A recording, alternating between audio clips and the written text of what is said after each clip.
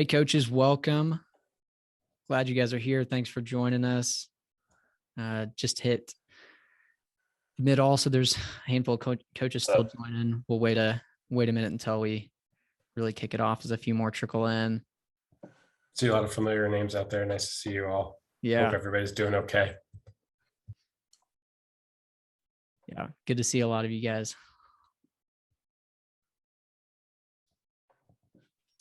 Awesome. It's 1:00. There still may be some people that trickle in, but let's go ahead and start it. We want to make sure this is a valuable hour for you guys. So doing a film session. Doug, gracious enough to join us today.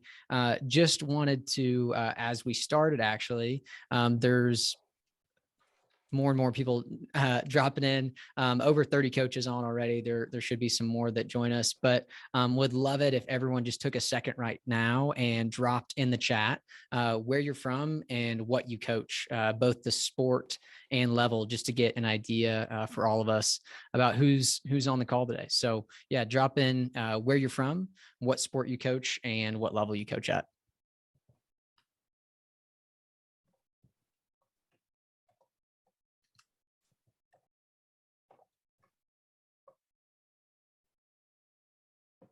Love it. Thanks, Tom.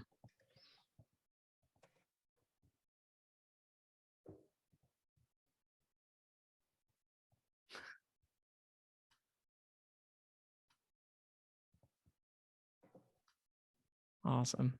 Yeah. Yeah, Doug, we'll definitely count parenting as coaching. Love it. Welcome, Aaron, Adam. Glad you guys are here.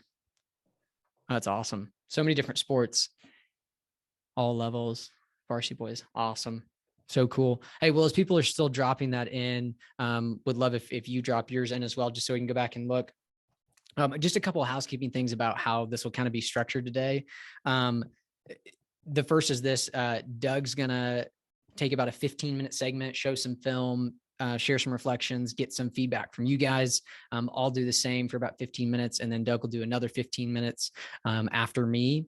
And really, there's a bunch of coaches on already. We're about at 40, but our goal is for this to not be kind of your typical webinar. I think we've all probably experienced a boring webinar or a bad Zoom call. And we really want to make sure this is engaging. And so I'll just say two things. And if you participate in a book club, you've heard me say these before, but I found that these are best for everyone when people stay engaged and they stay curious. And really with Engage, the best thing for Zooms is if you can have your camera on, like put your camera on. And the second thing is just respond to the questions. And we'll ask you guys to engage in some different ways throughout the Zoom. We might ask you to drop something in the chat like we just did. We might ask for some volunteers. We may even send you into some breakout rooms at a couple different points to discuss some things. And the second piece is just be curious. Feel free to ask questions. You can drop them in the chat.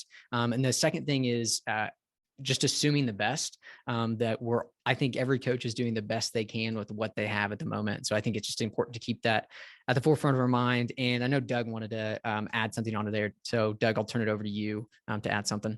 Yeah, I just wanted to on the topic of assuming the best, I just wanted to say, one, that I'm really grateful to the folks who shared video with me that I'm going to show you today. And if you've ever seen video of yourself, you know how unforgiving it is. So I just think it's important in the spirit. I want to remind everyone just to be positive about the video. I also think a lot about how you watch video. And I think about, sometimes talk about the difference between watching as a professional and watching as a critic. And a critic's job is to spot the things that are wrong, because I don't know, that makes the critic smart or seem smart. But a professional's job, I think, is to watch for the things that are right, because those are the things that are most useful to us and help us get better. And so I just want to, like, as we watch video, just encourage everyone to focus on the things that are right and they're good. I'm sure there's something, we all spot that we can improve on, but the most useful things to talk about are the things that we can steal or adapt or use in our own coaching. So just want to encourage that when we start watching video.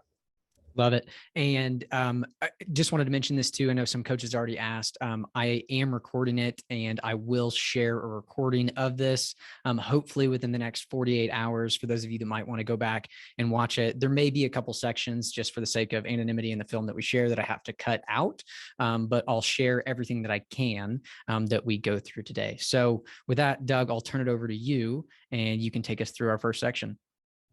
Sounds great. Thanks, Luke. And again, thanks to all of you for joining the call. I'm really excited. I'm going to share with you two videos. One of the things that I think most of us have in common in coaching is that we do stoppages, which is we try to build our training sessions around a lot of live play that replicates the game or game-like conditions. And then we often break that briefly to try and teach based on what's happening on the field or on the court or on the ice. And so I think the stoppage is just really a really important moment to think about. And I've been working with a couple of coaches at Atlanta United's academy. This is for those of you who aren't soccer folks, this is one of the MLS professional teams. This is their development academy. So we've been working on like a model for stoppage, both for them, but for all their coaches. Like what are the elements of a good stoppage? And we've been using this sort of 4Rs model. So I'm going to just describe to you really quickly the model that they're both trying to use. And then I'm going to show you a clip of two different coaches trying to apply this model. And I'd love to just hear like, what do you think? What do you see in it? What details do you notice that you think are important? Either in consistently in how they both apply it or differently in how they apply it differently. So the idea behind the model is one, we want the stoppages to be fast. We want to do teaching, but we want to get players back to playing, both because that's important to them and because we want to give them the opportunity to use the things that we talked to them about right away. But if we talk to them about it and then they go to play and they don't get a chance to use it, it's going to disappear. So the first part of the 4Rs model is recreate, which means visually do our best to recreate the scene that caused us to stop it. Because what we really want is players to associate the actions we're describing with the perceptive cue that we saw that told them that they should consider a different choice, or they should do the thing that they did again. But if they're going to be autonomous from our guidance and not need us to say, hey, you should pass wide here, we want them to be able to read a cue from the game. And so if we recreate the moment that we were looking at, or they were looking at, they're more likely to see the cue. So the first thing is recreate. The second thing is review, which is we're going to talk about the thing we want to talk about here. Todd Bean has a really good recipe. He says there are sort of three options here. You can praise, which is like, hey, I love what you did. Let's talk about it. So I draw your attention to it more and you know how and why to replicate it. Or I can pose, which is I can ask questions and say, what do you think you should do here? Why might you do that? What are your options? Or I can perfect and say, yeah, that was good, but to get to great, we need to open up our body and play that ball in one touch instead of two, right? And so those are three ways you could think about the review section, which is just the teaching section: praise, pose, or perfect. Then the next piece is rehearse, which is before we go back to play, oftentimes letting players sort of walk through it at a slightly slower pace or more controlled conditions, so they get the opportunity to use the idea that we just talked about, right? Now, let me see you receive this ball with, opening up your hips quickly and play it on one touch. Yeah, okay.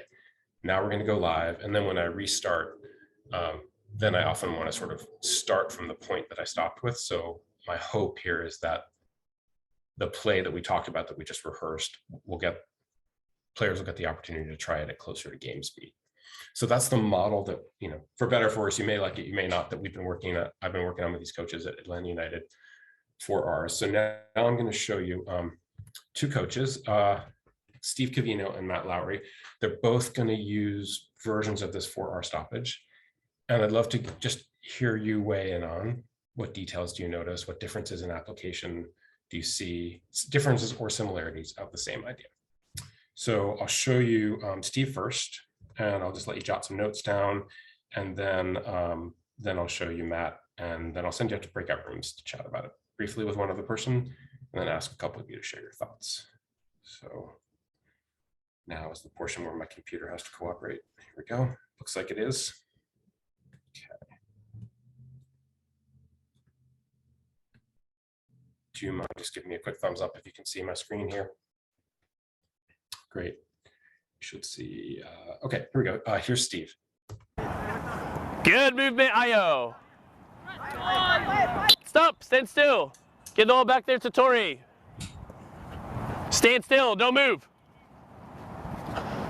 Io, you did really good to find what? Help him, Landon. What did he find? Angle? Yeah? Different word? Yes, Eden. Bang, you did a really good job to find space. Go where you found space. Very good. Okay, bang, ball goes in. Okay, and stop. Now, what does he need?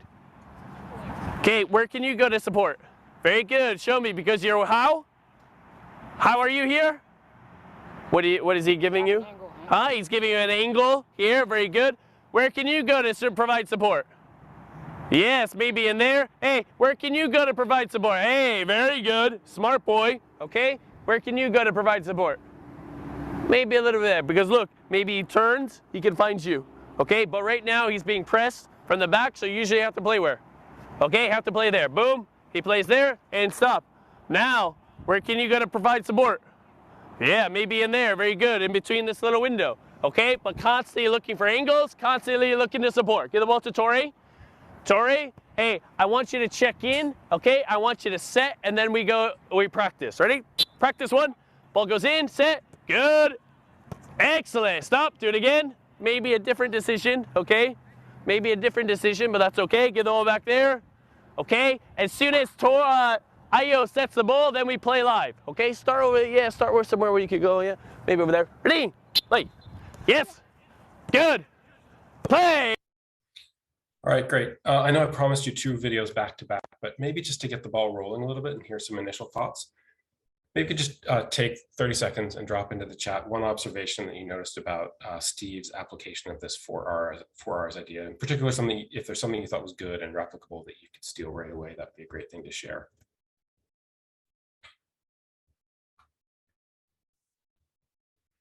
Thanks, Aaron, for getting us started.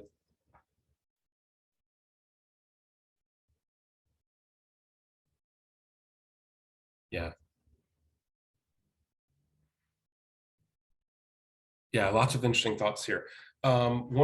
Rusty, do you mind kicking us off? Just let's hear think about a couple of these ideas. You just talked about the fact that he engaged a few of the players in thinking. Do you mind just talking a little bit about that? Yeah, apologies. I was in the bath with my screen. I didn't realize you were going to put me in a break. So, yeah, I mean, often like freezing is obviously helpful, but like it was several players off the ball who he actually gave the opportunity to think and then maybe show me like what would be a good position to get into. Sometimes we could do that with 1 and 10 people might be pretty bored. Yeah, I'm sure other people notice that as well. Sometimes a stoppage can be about 1 player or 2 players, or the guys right around the ball, and he's really making an effort to like have everyone think about what's my role in this, how am I connected to it. I might be asked to weigh in on it. I might be asked to think about my role in response to it, because we want this. I just think it's really important in these moments that it be kind of like whole group teaching. Yeah, and I noticed that Kim noticed that also.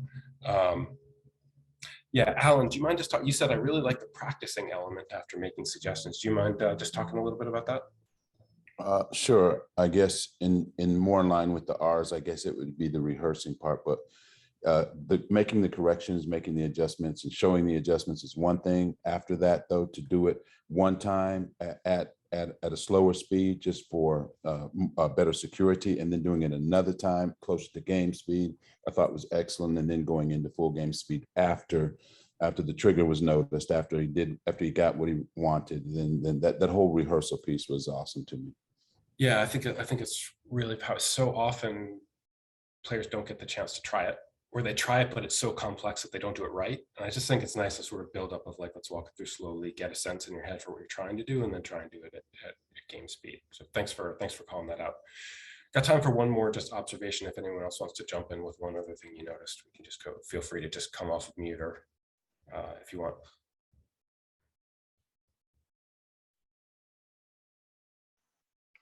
Hi, Doug. It's Jim. I'll just say there was really good energy and tempo. You know, it wasn't about the coach; it was about the players. Yeah, I think that's right. It's really positive there. You notice that Joe, the center midfielder there, he gets the ball on the first time through, and he makes a terrible pass, right? Which I think, like, sometimes that happens. He's learning something new, and Steve's just really positive. Okay, maybe a better decision. Let's keep it. I'm happy, happy that you tried it. The energy is really good there. And I think the pace, one of the things that could go wrong here is that it could take 3 minutes or 4 minutes. This is 1 minute and 40 seconds in real time. And I think part of that comes from the cold calling, which some people notice, which is just the speed of his, like bringing people in right away. So thanks for those great observations. We can talk about it a little bit more. I just thought it'd be interesting to have another one to compare it to. I think that someone asked about the age. I think those boys are U14. So we're going to see a slightly older group of boys here. This is Matt Lowry trying to, one of the things I think is really interesting is, different people have different styles and approaches. So same model here, but different style and different interests from Matt. So just give me a second to get his video rolling here. Oops. Okay. So again, theme and variation. What do you see that's similar? What do you see that's different? Here's Matt.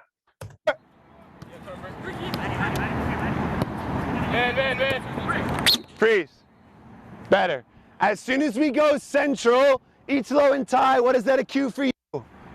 Go. Why? Watch what happens. Gray. Show me live defending. Play Matty. Luke, what would you do? What would you do? So now that all for you. That all for you. As soon as we go central, they have to squeeze, yes? We saw in the previous game. So now it's the moment of fastest to goal. This is positioning players to progress, to break lines. That ball, go tie, is fastest to goal. That is what we like. Two ways, break lines or fastest to goal. Let's try this again. Needs a little more life. Choice.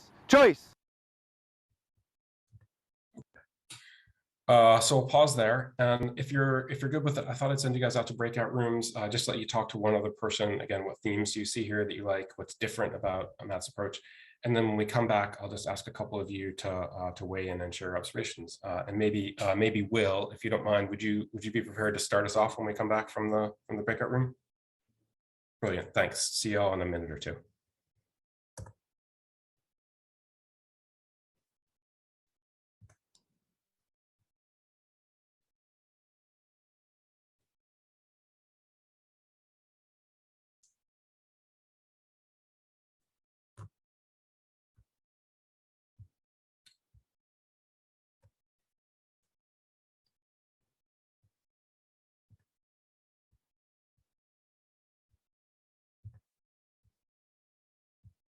Whoops. Hey guys, let me see if I can send you to a room here.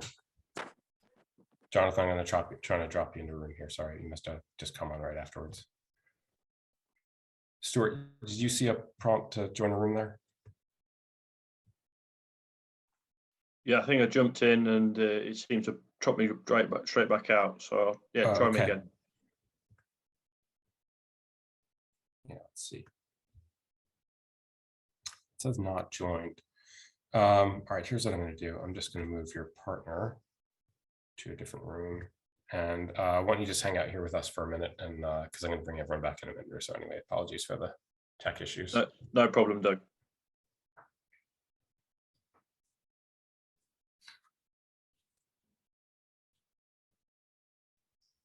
Where are you located, Stuart? UK. Love it. What do you coach? Soccer. Well, awesome. Football for us. But... You can say football on this call. Yeah. Okay. What age? Mostly 14 to 16. Very fun. Love it. Yeah, it's a good age. Yeah. It's a great age.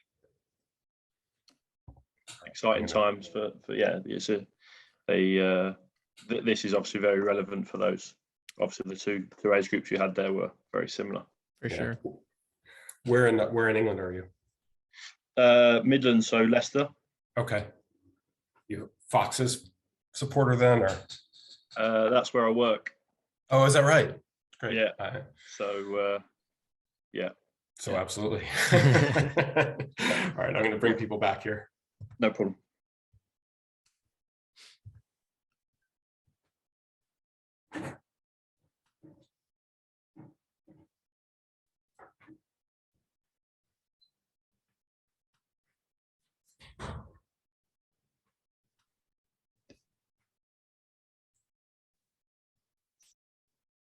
Hey everybody, welcome back. I think I had asked Will to kick us off. Will or Ben? Yeah, there are several Wills on the call. Sorry for the apologies. And then if you don't mind, John Leonzo, I see you on the call, and I've gotten so much out of talking to you, and also will be fascinating to hear a soccer video through a basketball coach's eyes. So maybe after Will kicks us off, would you mind going second? Yep. Brilliant. Okay, Will, over to you. Sure. I have to, So, sorry, Will. I got confused. My bad. Go ahead. Double Wills, my mistake. so Sebastian and I spoke just very briefly about how the communication here was really sharp and direct. There was not like a period of questioning. There wasn't a lead with praise that I can remember. It was a quick clip, but and then we also just noticed that he introduces terminology really quickly. So clearly that was kind of prepared with the players. So he's gotten some terminology that's been built into their conversations from the past, and then he's referencing that. So the speed and the sharpness of the intervention is also clearly about his preparation for that moment. So something that they've discussed, and they've discussed the language around it, so it makes it efficient. Thanks for that, Will. John? Yeah, the thing that we spoke about was very similar, of just the tempo of his correction was such that it didn't bring the level of the session down. And obviously his preparation showed that. And I think the players too seemed pretty trained to receive those bits of feedback pretty quickly and then get right back into it. So I thought it was just good to see how he was able to capitalize on probably what's been a long work over time of getting them adjusted to receiving coaching like that. And then additionally, I really thought it was impressive how he gave two different solutions that could happen for when they did go back into live play versus this is what I saw, do it this way. He gave two possible outcomes, and I think that's good to keep the players engaged then for when play does begin live. Yeah, so interesting. Lots of themes there. Thanks for Will and John for kicking us off. Lots of themes for people to just weigh in on and add to. So open floor to hear your other observations. Feel free just to come off mute and join the conversation as you wish. Hi, myself and Dan, we felt the same, that it wasn't as easy a watch as the first video. It was quicker, as has been mentioned, it was sharper, it was more direct. And again, it may well be that the coach and the players know exactly what they're talking about, but there wasn't as much stage walking through the correct way that he wanted them to do it. So we thought, funnily enough, we both said, and this isn't a criticism, it's just we didn't enjoy it as much as the first video. It's a bit more uncomfortable. Yeah, it's interesting. Let's keep going. Lots to talk about here. Thanks for that, Jim. I'm a basketball coach, and so I assume that the game of soccer is similar in that it's not a game of how to, it's a game of when to. And it struck me in that the two coaches, the first coach was asking questions and allowing the players to uncover the answers and essentially convince themselves or learn themselves of what the options are, when I'm in that situation again. Whereas the second coach, while I assume technically correct of the two options of two strategies, was more being direct and telling them what to do.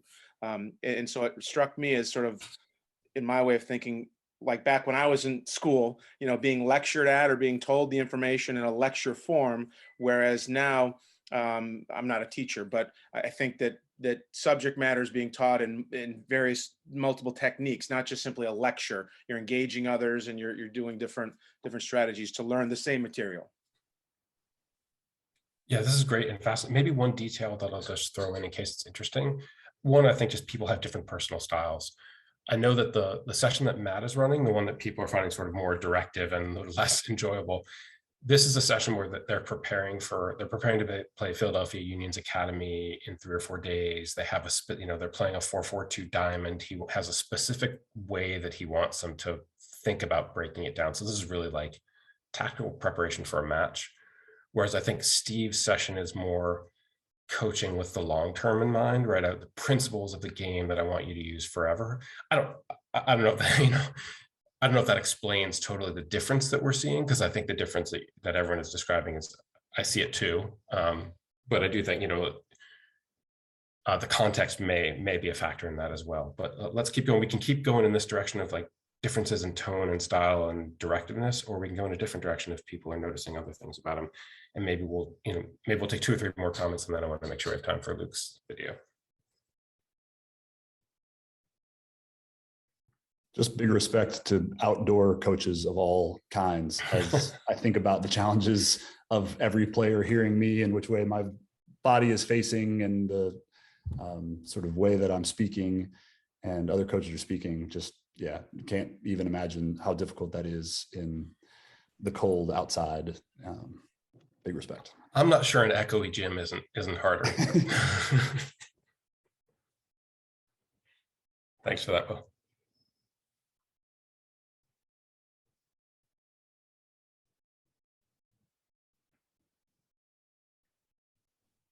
Me, just like in the first one, the players were doing like more of the thinking, with like all the active questioning that was going on. Whereas in the second one, it seems like kind of like what somebody had touched on before, where the coach was doing most of the processing. So that's one thing I always think about when I see video is like, who is doing the thinking in the moment? Yeah, I think that's a really, really important thing to think about. I mean, I think there are times when a coach could either like question, I want you to do all the thinking, or tell, here are some things I want, here's some details about how we want to play that I want you to do it. Both are legitimate. I tend to like to see a fair amount of like questioning because we want players to think.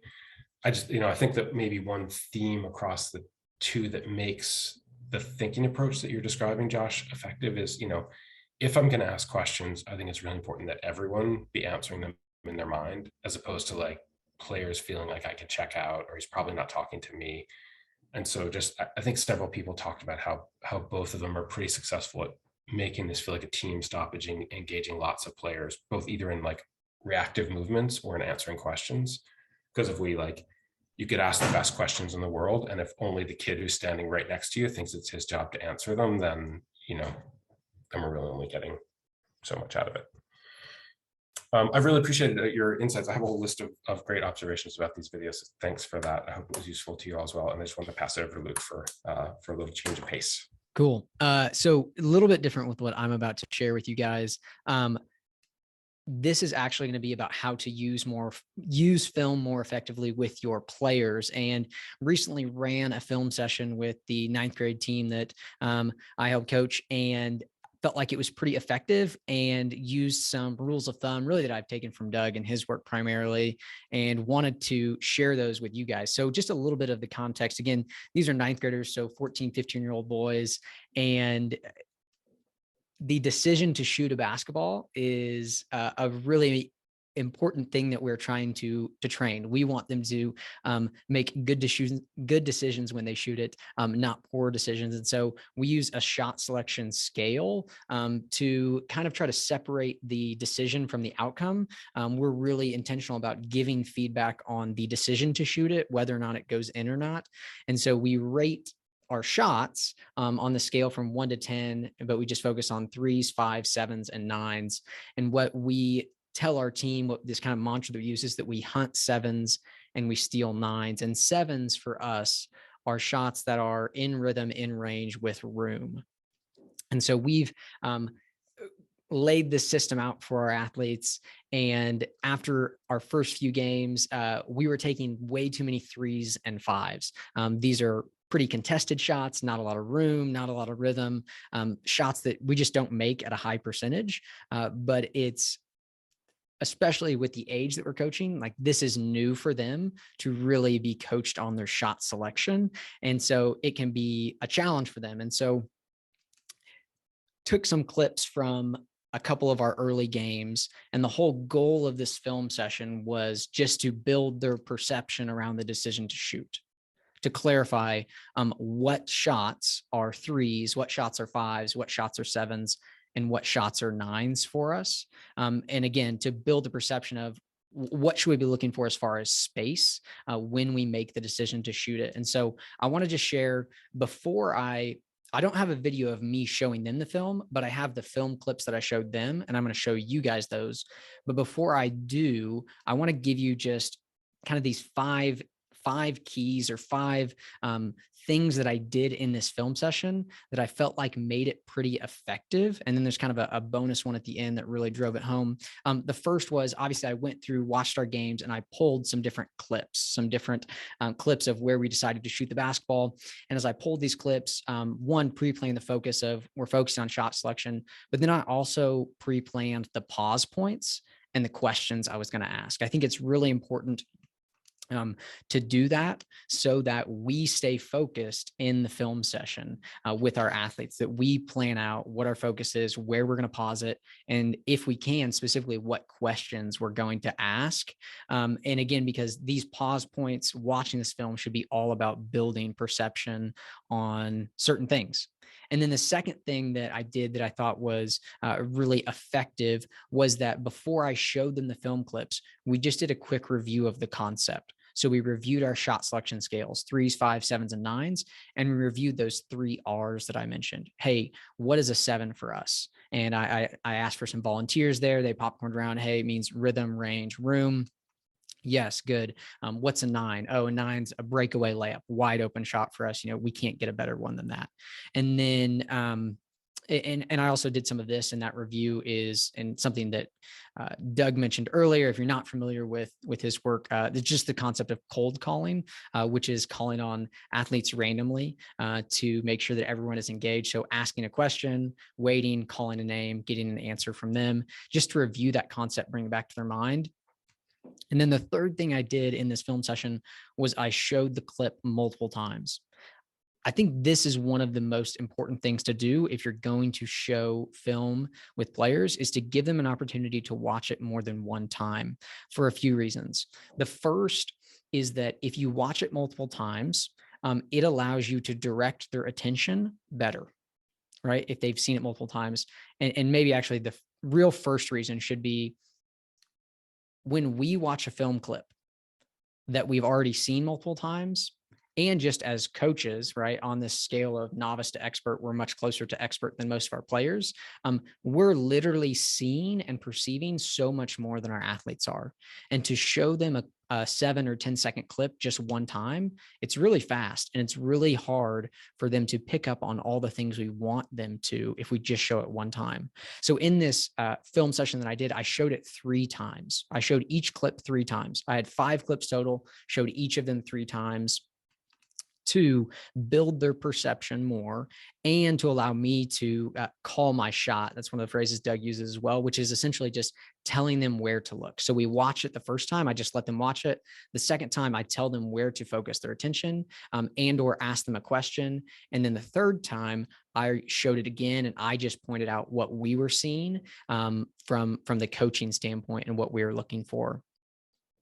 The fourth thing that I did again during this film session was the second time they saw the clip, it paused automatically. The software we use allows us to do that. So I paused it automatically at a strategic point to then ask a question and cold call, and or direct their eyes to something either on the ball or away from the ball.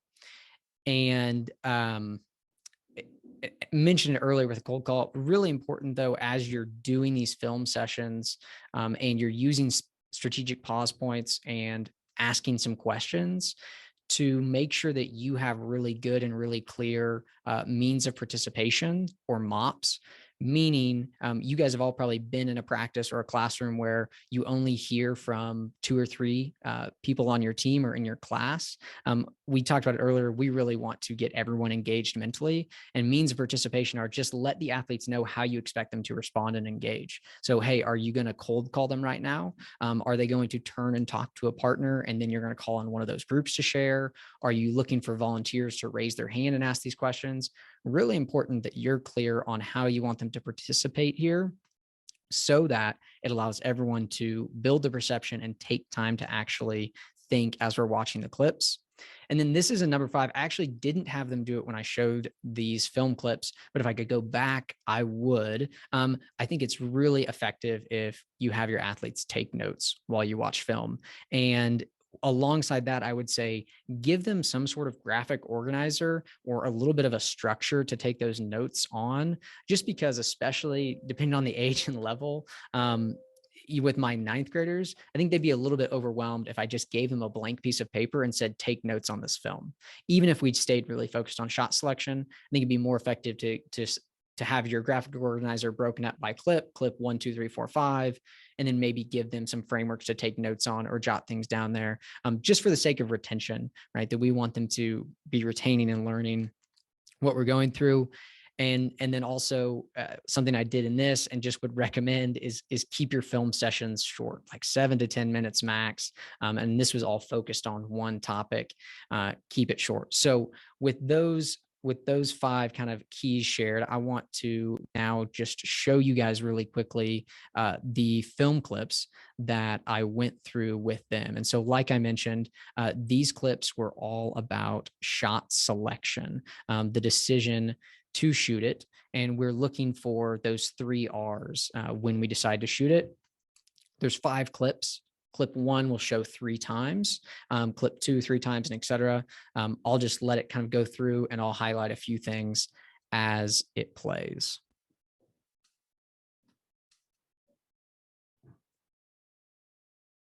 And sorry, let me make sure I've got my sounds. Okay, good. Got it. Here we go. First time, I don't say anything, just let them watch it. Same clip, second time. And pause it right here. And the software they use actually allows me to like add a comment. So I just, as a reminder to myself, put this question up here, what would you rate the shot? And then got a few volunteers and asked them their rating, 3, 5, 7, or 9, and then why. And so that's what we do on the second time. And then the third time through, it's going to be about the exact same pause point. And then I actually was able to draw a few things on here. So for us as coaches, we rated this actually as a 3 on our scale. 2 reasons. One, this guy's an okay shooter, but he doesn't have a whole lot of rhythm. Rhythm for us is really catch and shoot, not shooting off the dribble. And the second thing he's missing is room. Like this is a pretty heavily contested shot for 9th grader. And then I also wanted to build a perception around, he's got 2, almost 3 defenders right by him. I just wanted to highlight his open teammates, right? Again, to draw their eyes away from the ball some. Hey coaches, I'm so sorry about this, but unfortunately Zoom kicked me out of the meeting right at that point in the middle of sharing those film clips. It took me a few minutes to rejoin the session. And so what Doug ended up doing is he proceeded forward and just decided to share that second section of content that he had planned. One note about that section of content, Doug shared some film from an AFL team, Australian Rules football team, and we don't have the permission to distribute that film. So I've got to cut that out of the recording, but I'll still share the discussion and takeaway from watching that film. And then at the end of the session, I come back and finish the film clips that I had started and talking about some of the concepts that I addressed as well. Again, sorry about the inconvenience, but appreciate you watching and hope you find it valuable.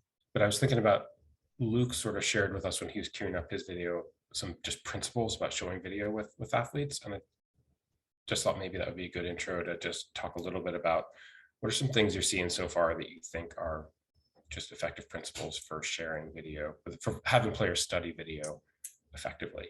And maybe again, let me just start by asking you to just reflect for a couple of seconds and maybe share in the chat one observation, one thing that you're seeing that you think is effective so far, and then we can go from there.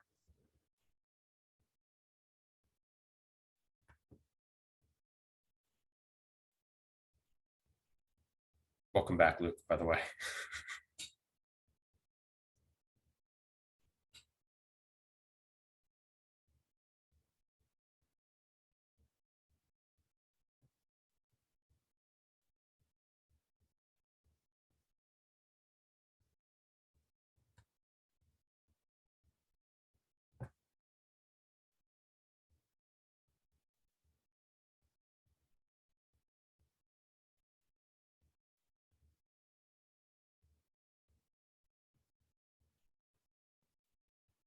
Yeah, great. Lots of really interesting comments coming in already.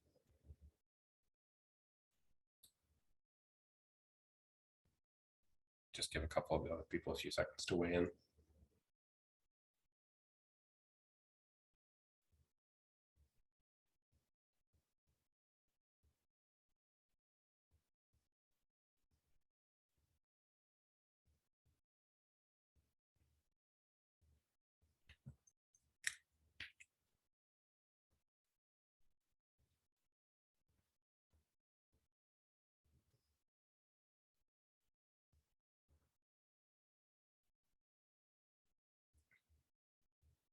Yeah, fascinating. TJ, do you mind? You put a little quote in the chat box. We're getting better at it. I think it's a really interesting starting point for this video. Do you mind just sharing why that phrase struck you? Yeah, sure. Sorry, can you hear me? Yeah, great. Yeah, sorry. Great. Yeah, it struck me because it seems like this is an offensive, like a tactical, and that he's trying to implement, and it's something that they've been doing for a little while. And obviously, like I guess maybe there are other ones that I don't know anything like anyone else about this, but there are probably other ones. But he wanted to kind of, instead of saying we need to do this, it's imperative that we do this. He wanted to kind of give some positive affirmation to start it off. Yeah, I think that's a great observation. In fact, it's a little bit hard to hear, and I've listened to this a couple of times, but like the guys who make mistakes or who are sitting in the room right here, you know, they're watching film of themselves struggling in front of other people. So just like starting with the positive, like we're getting better at it. I'm happy with where we are. I think diffuses the anxiety of watching yourself on video a little bit. Graham, you pointed out that he showed the video a couple of different times. Do you mind just talking about why you thought that was important? Hi, Doug. Yeah, I was also more just a question of could he have shown that earlier a couple of times so they can maybe be reminded of the context of the situation, and then maybe just pose one question of is there another way, and just seeing kind of how that maybe conversation would develop. He's obviously got an answer in mind that he's trying to get a picture in his head what he's trying to achieve. So. Yeah, so maybe he could have like, even if Jim, you were pointing out, and I want to come to you in a minute, and you're just pointing out how like there's clear evidence that he's pre-planned his question, right, and linked it to a stopping point because it's on the screen. But Graham, you're sort of saying maybe I hold back on that a little bit and just let them talk about whatever they see before I get directive and say here's the solution that I want. Is that a fair summary of? Yeah, I think that's better than I had it. Well, I doubt that. Yeah. But it is, I mean, I think it is like I was watching a coach show video to a group of players a couple weeks ago. This is a very high level, this is like a national team, and started the video, and I'm watching the guys in the room, and my sense is they're just like, who's out there? Is that me? Which game is this from? You know, like what formation are we in? And the coach, and like right away, the coach is like, what do you notice about the position that we're in? I just was struck by like the guys didn't have any time to orient themselves or make sense of it. And that like seeing it 2 or 3 times, you really start to see some detail. So I think the fact that he shows it once and then rolls it back and shows it again here is really nice. Jim, do you mind talking about just the preparation you see here? You said he had pre-planned questions. Yeah, so there was just really, I found it a little bit difficult to hear some of it, but there's 2 questions. I thought, what can we do? Where can we go? And I thought that was really telling because certainly I struggle sometimes to be succinct in what I'm wanting to lead them towards.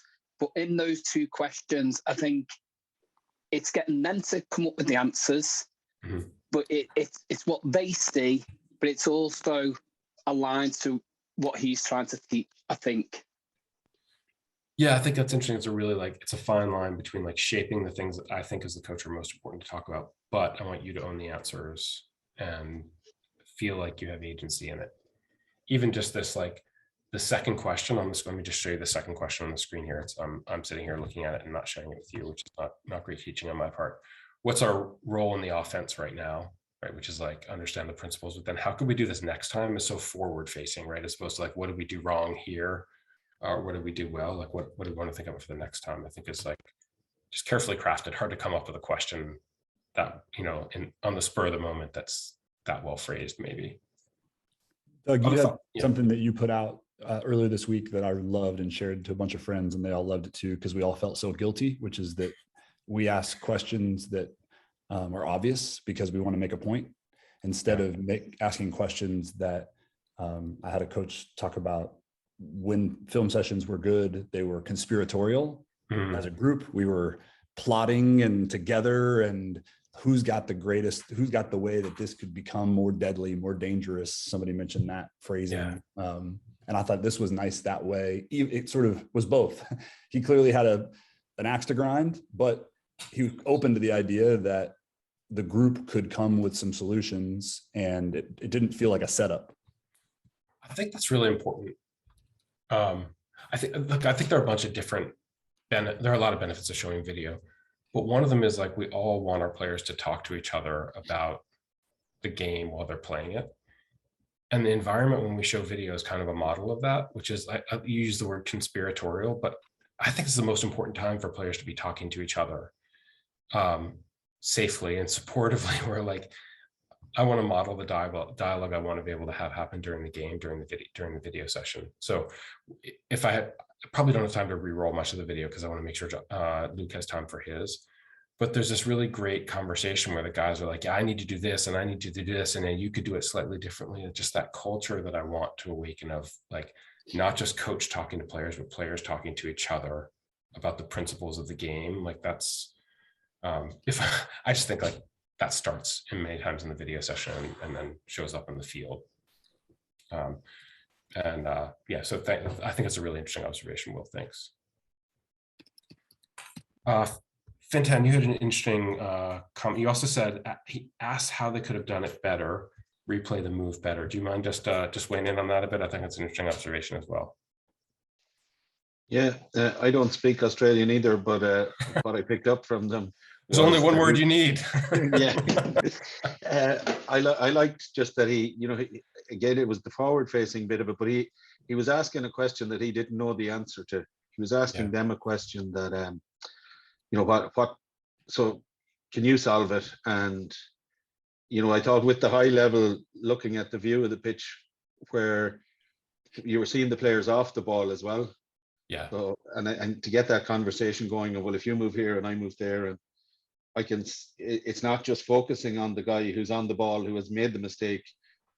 It's focusing on how we can help each other. And I love that idea of getting the players talking about the principles. Yeah, it's great.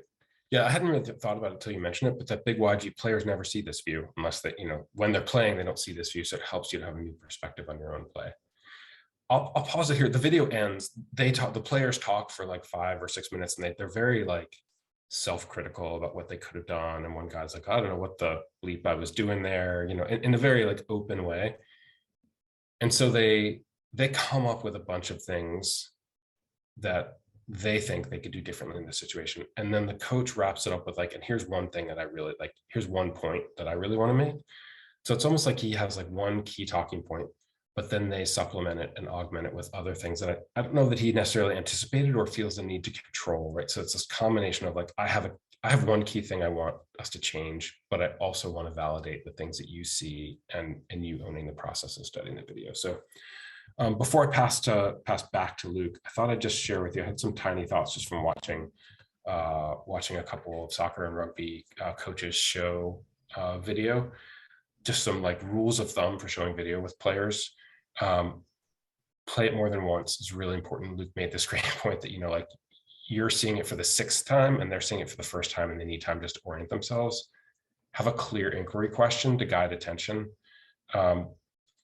John made the point also that like he's got key vocabulary, U-shape up on the screen to focus their attention as well.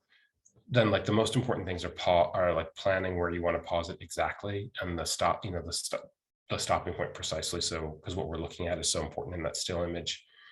It's a really critical time for players to be talking to each other. And then Luke started to make this point that thinking about the video is not yet learning unless it goes into long-term memory. So having players take notes, I think is really, really important. And then just like, I'm struck watching this, how long video takes. Like a little bit of video goes a long, long way. And speaking of which, I have eaten up a lot of time with my video. So I just want to make sure I pass it back to Luke so we can get back to basketball. Honestly, I have no idea where I dropped off. Did you guys see any of the film? Yes, a little. Okay. We were all weeping with joy. Yeah. Okay. So beautiful. I'll just share just a little bit more of the film, and then I want to talk to you about what we did after the film. And I should have clarified. So we actually just wheeled a TV into our court, and we watched these film clips right before we started practicing. Let me just show you a couple more. It'll be 2 clips that I show 3 times each, and then I'll share with you what we did right after this.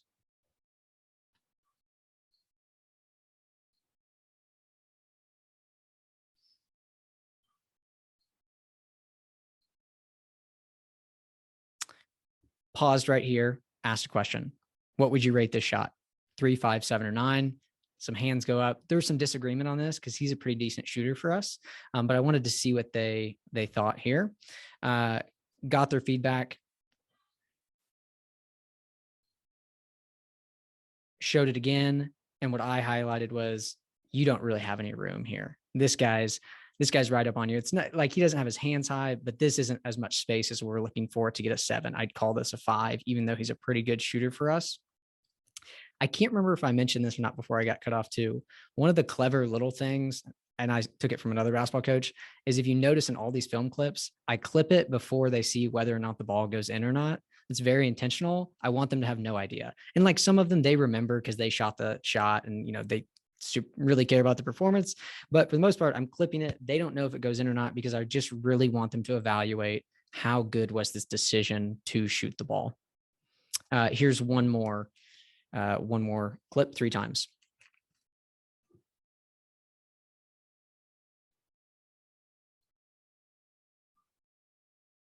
Pause it right there.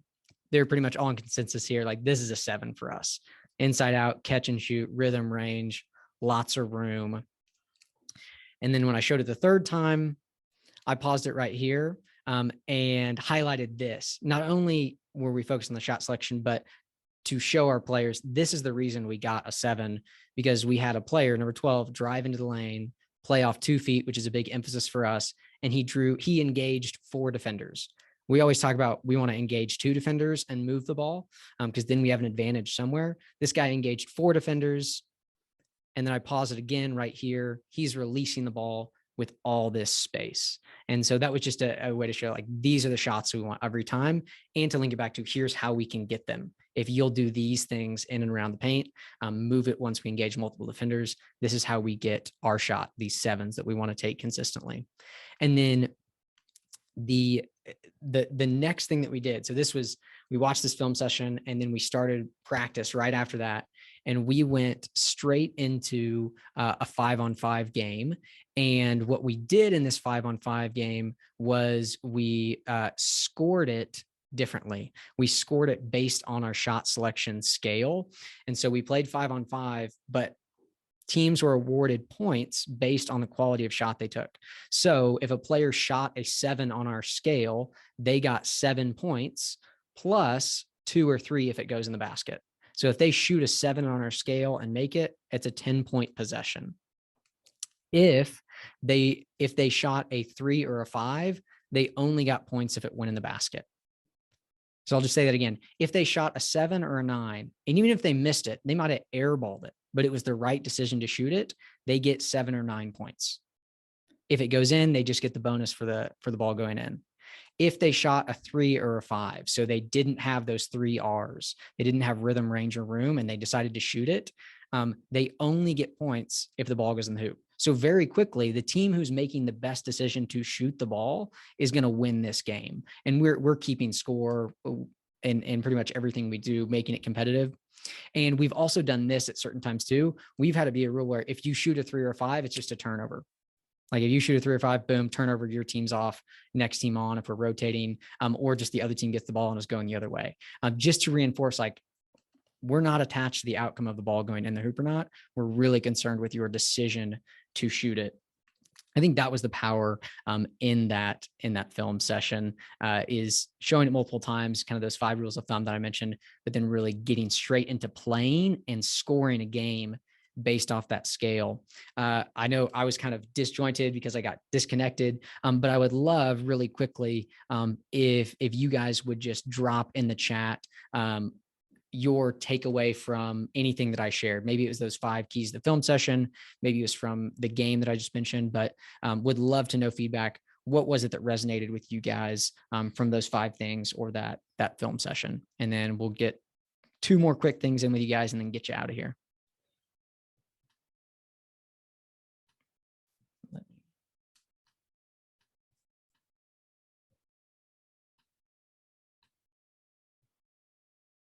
Oh, thanks, Jim. Thanks, Josh.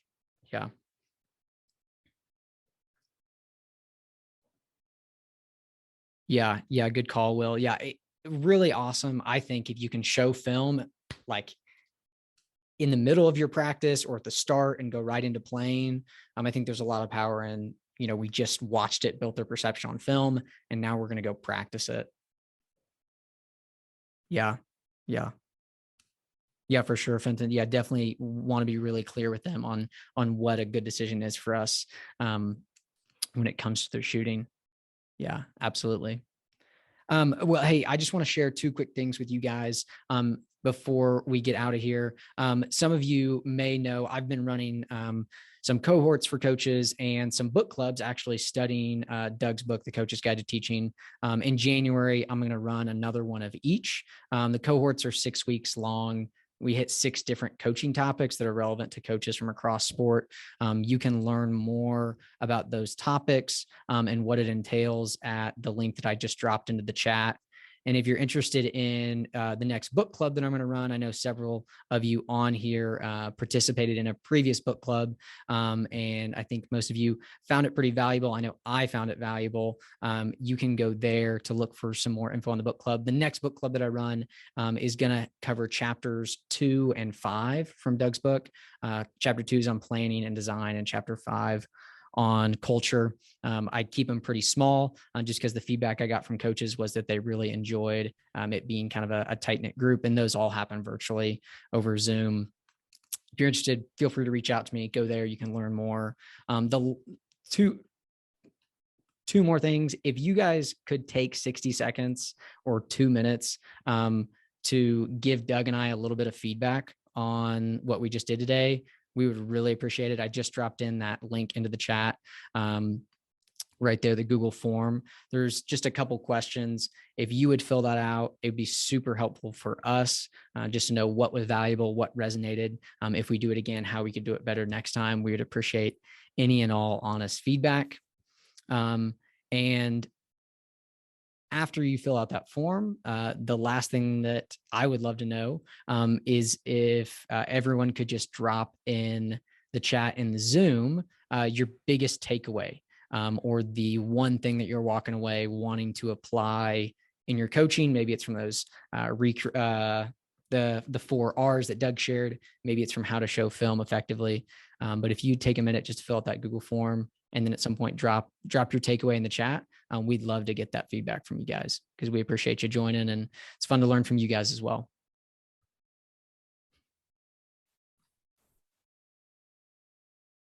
Just want to say thanks to everyone for joining in too. It's great to see so many familiar faces. Yeah.